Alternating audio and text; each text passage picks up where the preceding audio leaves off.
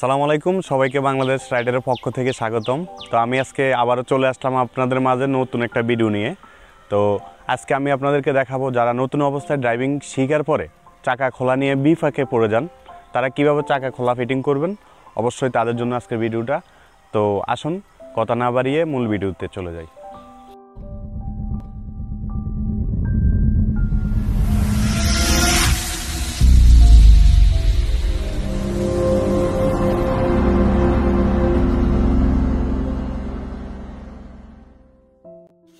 তো এবার আমি চলে আসলাম চাকা কিভাবে খোলা ফিটিং করতে হয়। আর খোলা ফিটিং এর জন্য কিছু যন্ত্রের প্রয়োজন আছে, যা আপনাদেরকে হয়তো কোনো সময় বলিনি বা দেখাইনি।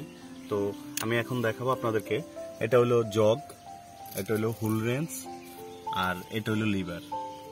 তো আমি এখন আপনাদেরকে দেখাবো চাকা খোলা ফিটিং কিভাবে করতে হয়। আর আরেকটা বিষয় হলো আপনাদেরকে বলে দেই, শহরের ভিতরে ফার্কি নেই। গাড়িটা যদি সমান অবস্থা থাকে তাহলে কি করবেন, হ্যান্ড ব্রেকটা টেনে নেবেন। আর যদি আপনার কাছে যোগান দেওয়ার মতো ইট বা কিছু থাকে ওইগুলোও ব্যবহার করতে পারেন সেফটির জন্য। তো অনেক সময় ডালের ভিতরে হয় অনেক ডাল, তখন আপনি হ্যান্ড ব্রেকটা টানবেন।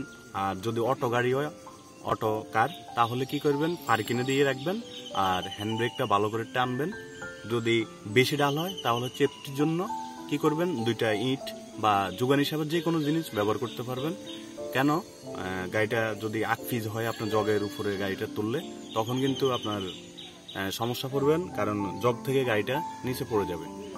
তো এবার আমি আপনাদেরকে দেখাচ্ছি কিভাবে চাকাটা খুলতে হবে। তো জগ বসানোর আগে এবার আমি চাকাগুলোতে যোগানটা ব্যবহার করে আসি। তো আমার কাছে এখানে দুইটা ইট আছে, যেহেতু আমি সামনের চাকা খুলতেছি তাহলে আমি পিছনের চাকায় এই দুইটা ইট দিতে হবে। আর ইটগুলো দেওয়ার মানে হলো গাড়িটা যখন জগে উঠাবো তখন কিন্তু গাড়িটা হয়তো সামনের দিকে বা পিছন দিকে ডুলতে পারে, যার কারণে সেফটি হিসাবে আমি এই যোগানগুলো ব্যবহার করলাম। জগটা সঠিক নিয়মে বসাতে হবে, না হলে আপনার গাড়িটা আকফিজ হবে। তো আমি যদি জগটা আরও ওই দিকে বসাই তাহলে এই সাইডটা পুরা গাড়ির আলগি হয়ে যাবে, যার কারণে গাড়িটার এই সাইড হয়ে জগটা বসাতে হবে। তো এখন আমি আমার গাড়িটার এটা নষ্ট আর কি, পুরান গাড়ির কারণে। তো যেখানে জগ বসাবো ওই জায়গাটাই ভালো আছে। তো আমি এক হাত দিয়ে এই মাথা ধরলাম আর এক হাত দিয়ে এটা ঘুরাচ্ছি হাত দিয়ে। তো যখন একটু আলগি হবে তখন আমি এই হুল রেঞ্চ দিয়ে চাকার নাটগুলো খুলবো। চাকার নাটগুলোর ওয়ে আছে, যেটা কোনায় কোনায় খুলতে হয়। কোনায় কোনায় টাইট দিবেন আর কোনায় কোনায় লুজ দিবেন, যেভাবে আমি করতেছি ঠিক সেম ওইভাবে। এই এখন আমার চাকার নাটগুলো লুজ হয়ে গেছে। লুজ হওয়ার পরে লিভার দিয়ে আমি এখন জগটা ঘুরাবো এইভাবে, ঠিক সঠিকভাবে। এটা যেন বরাবর থাকে, তাহলে কি হবে, আপনার উড়াতে কষ্ট কম হবে। আর ঘুরানোর সময় একটু খেয়াল রাখবেন গাড়িটা তারপরও যদি আকফিজ হয় তাহলে সমস্যা।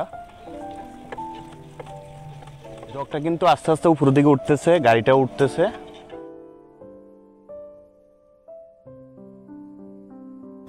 আপনার চাকাটা যখন 2 ইঞ্চি বা 1.5 ইঞ্চি উপর উঠবে তখনই আর উঠানোর প্রয়োজন নাই। আমি কী করবো, কোনায় কোনায় নাটগুলো খুলবো। আর ঠিকমতো হুললেসটা নাট বরাবর রাখবেন, তখন আর যখন এক আঙ্গুলে ঘুরাবেন তখন আর ওই নাট থেকে হুললেসটা আর বের হয়ে আসবে না। আর একটা ভাই আমাকে কমেন্ট করেছে যে চাকায় কতটুকু হাওয়া থাকা প্রয়োজন। তো প্রাইভেট কার হিসাবে সামনের চাকাতে আমরা হাওয়া দেই 40 আর পিছনে দেই 45। তো ভাই যেটা কমেন্ট করছে অনেক সুন্দর কমেন্ট করেছে। আশা করি যারা কিছু শিখতে চাচ্ছেন বা আমার থেকে জানতে চাচ্ছেন অবশ্যই কমেন্ট বক্সে কমেন্ট করবেন। তো নাটগুলা খোলার পরে এবার আমি চাকা আউট করে নিলাম গাড়ি থেকে। তো এবার আমি আবারও দেখা দেবো আপনাদেরকে কিভাবে চাকাটা লাগাবেন। তো আমি চাকাটা একটা কাজ করা যায়, এই যে চাকাটা আপনি স্প্রে এখন এটা ধরেন পাংচার হয়ে গেছে, তো পাংচার চাকাটা আপনি গাড়ির নিচে দিয়ে দিবেন। আর ওটা দিবেন কেন, আপনার যতক্ষণ পর্যন্ত গাড়িটা জগের উপরে থাকে ততক্ষণ পর্যন্ত রিক্সে থাকি আপনি। তো আমি কিন্তু স্প্রে চাকাটা লাগাচ্ছি না, জাস্ট আপনাদেরকে দেখানোর জন্য বা বোঝানোর জন্য বলে দিলাম। তো এখন আমি যেটা গাড়ি থেকে এতক্ষণ খুললাম ওইটাই আমি আবার আপনাদেরকে লাগিয়ে দেখাচ্ছি।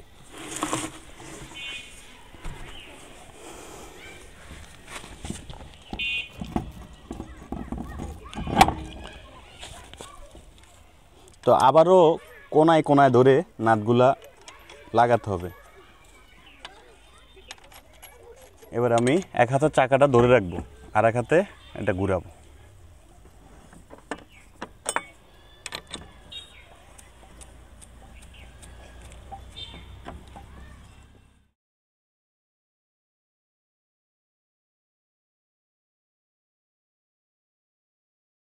আমি এক হাতে টায়ার ধরে আছি, এক হাতে হাতে যতটুকু টাইট হয় দেওয়ার পরে জগটা যখন নিচে নামাবো তখন ওই ঠিক যেভাবে উপরে উঠালাম ওভাবেই ধরে নামাই দিলাম।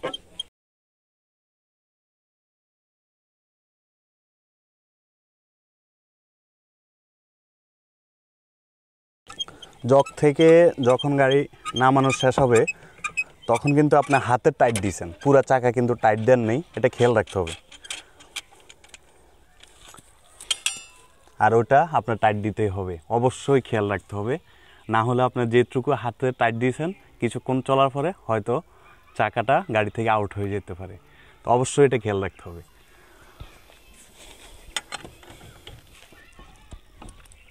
পাও দিয়ে টাইট দেওয়ার কোনো প্রয়োজন নেই, হাতে যতটুকু আপনার শক্তি আছে অতটুকুর ভিতরেই টাইট দিতে পারেন, সমস্যা নেই।